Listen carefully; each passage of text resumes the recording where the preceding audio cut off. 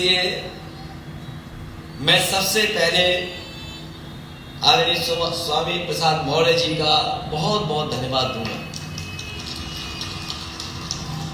जैसा कि उन्होंने अपनी बात में कहा कि जिस तरह वो चल देते हैं सरकार उन्हीं की बन जाती है।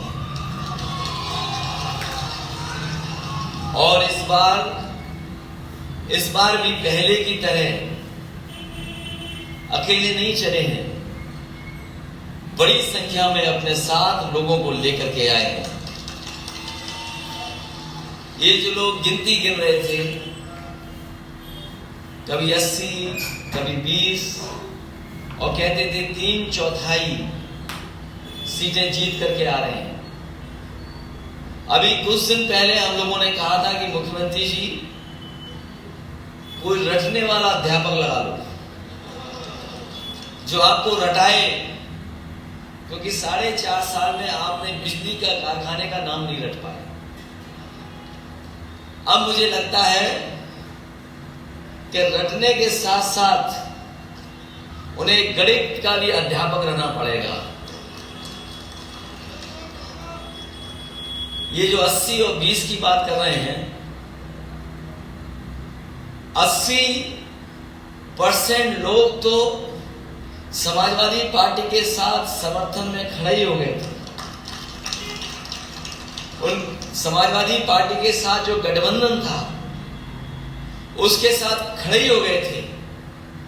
और जिन जिन लोगों ने आज मंच को देखा होगा, इस मैदान को देखा होगा और स्वामी प्रसाद मौर्य जी की बात सुनी होगी, 20% भी उनके खिलाफ हो गए होंगे। तो अब भारतीय जनता पार्टी का सफाया होना तय है, अब कोई रोक नहीं सकता। और जो लोग 3/4 की बात कर रहे थे, सच्चाई है कि वो 3 और 4 सीट की बात कर रहे हैं।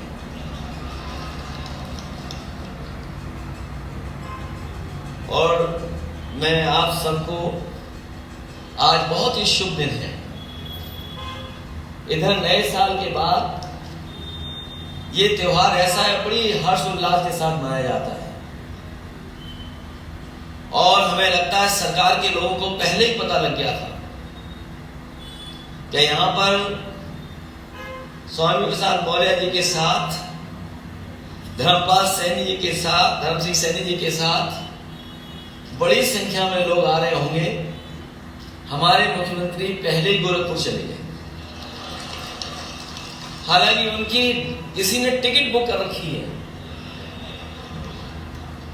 वो 11 तारीख की टिकट थी, लेकिन आप लोगों के आ जाने से आज ही वो गोरखपुर चले गए। और जरूरी है इन्हें वापस भेजना,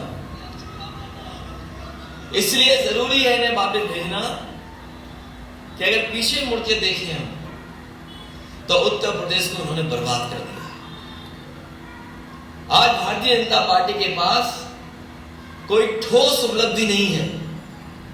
ये वही भारतीय जनता पार्टी के लोग हैं जिन्होंने किसानों को भरोसा दिलाया था कि सरकार आ जाएगी तो किसानों की आय दोगुनी हो जाएगी। यहां जितने लोग बैठे हैं सब किसान और किसानी से जुड़े लोग हैं। बताओ आज की महंगाई में कहां किसानों की आय दोगुनी हो गई? और कोई फसल, किसी पैदावार को सरकार ने खरीदा नहीं। जिस समय किसान को खाद की जरूरत थी, ये खाद नहीं दे पाई सरकार। और हमारे किसान को अगर खाद मिल भी गई तो उन्होंने जब बोरी देखा होगा तो 5 किलो की चोरी हो गई उसमें से। ये भारतीय जनता पार्टी के वो लोग हैं जिन्होंने डीजल पेट्रोल महंगा कर दिया। आज पेट्रोल 100 से पार है। और जिस कंपनी का पेट्रोल डीजल है, इनके गलत फैसलों की वजह से 600% मुनाफा कमा रहे हैं। ये भारतीय जनता पार्टी जो ठोकर राज चला रही, जो मुकदमों से डरा रही है, जैसे ही स्वामी प्रसाद मौर्य जी हमारे साथ आए, पता नहीं किस जमाने का वारंट इशू कर दिया, किस जमाने का वारंट इशू। और दूसरे हमारे गठबंधन के अपना दल के उनका जब से साथ मिला है, लगातार उनकी जांच हो रही है, लगातार उन्हें परेशान किया जा रहा है, कब्जा किया जा रहा है।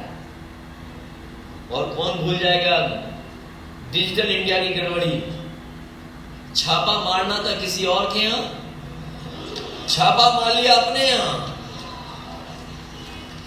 इसलिए अब तो चुनाव आ गया है, इसी दिन का तो इंतजार कर रहे थे हम लोग कि चुनाव कब आएगा। अब साइकिल का हैंडल भी ठीक है और दोनों पहिए भी ठीक हैं अब। और पैडल चलाने वाले देखो कितने हमारे नौजवान साथी दिखाई दे रहे हैं। अब कोई नहीं रोक सकता रफ्तार को। जब समाजवादी और अंबेडकरवादी साथ आ गए तो कोई नहीं रोक सकता। कई मौकों पर गुमराह किया गया, कई मौकों पर नफरत फैलाई गई और कभी कभी आरोप लगाने का काम हुआ। ये लेटरल जो गिनती है, लेटरल जो एंट्री है, उस पर भारतीय जनता पार्टी नहीं बात करती। न केवल आउटसोर्स, तमाम ऐसे फैसले जो कभी सोचा नहीं था, वो फैसले भारतीय जनता पार्टी ने लिए हैं। कई बार लोग कहते हैं ये सेमीफाइनल है। मैं आपसे कहना चाहता हूं ये सेमीफाइनल चुनाव नहीं है, ये सेमीफाइनल चुनाव नहीं है, यही फाइनल चुनाव है, यही फाइनल चुनाव है। हमने आपने देखा है कि अगर बच्चा कमजोर हो पढ़ाई में तो पूरे घर परिवार के लोग लग जाते हैं पढ़ाने में और रटाने में और कभी कभी उसका सहयोग करने में। परीक्षा देने जाए तो उसमें भी सहयोग के लिए कभी कभी परिवार के लोग जाते हैं। ये जो उत्तर प्रदेश के बाबा मुख्यमंत्री हैं फेल हो चुके हैं। कितने भी दिल्ली वाले आए अब ये पास होने वाले नहीं है, क्योंकि जनता ने मन बना लिया है इनका सुपड़ा साफ होगा। और इस बार तो ऐसा बीजेपी वाले हेड विकेट हुए कि हमारे तमाम नेताओं की स्ट्रेटेजी नहीं समझ पाए, वो स्ट्रेटेजी नहीं समझ पाए। ऐसा किसी ने सोचा नहीं था कि चुनाव ऐसा भी होगा, किसी ने सोचा नहीं था कि चुनाव ऐसा भी होगा। ये जो वर्चुअल नाम आ गया कि वर्चुअल रैली होंगी, डिजिटल प्लेटफॉर्म से हम लोग अपनी बात कहेंगे, ये सही है कि वर्चुअल और डिजिटल में भी हम लोग जानते हैं चीजें, लेकिन जो ताकत हमारे कार्यकर्ताओं में फिजिकल है उसका कोई मुकाबला नहीं कर सकता। ये वर्चुअल और डिजिटल चलेंगे तो हम समाजवादी लोग डिजिटल, वर्चुअल और फिजिकल भी चलेंगे, घर घर गांव जाएंगे, क्योंकि ऐसा चुनाव नहीं देखा किसी ने। कोई सोच सकता था कि पाबंदी लग जाएगी? बताओ, कोई सोचा था कि पाबंदी लग जाएगी? हम लोग इलेक्शन कमीशन के जो जो नियम है उनका पालन करेंगे, जो जो गाइडलाइंस है उनका। इन्होंने मनोबल बढ़ाने का काम किया, उत्साह बढ़ाने का काम किया, और ये गिनती में बड़ी संख्या में लोग हैं।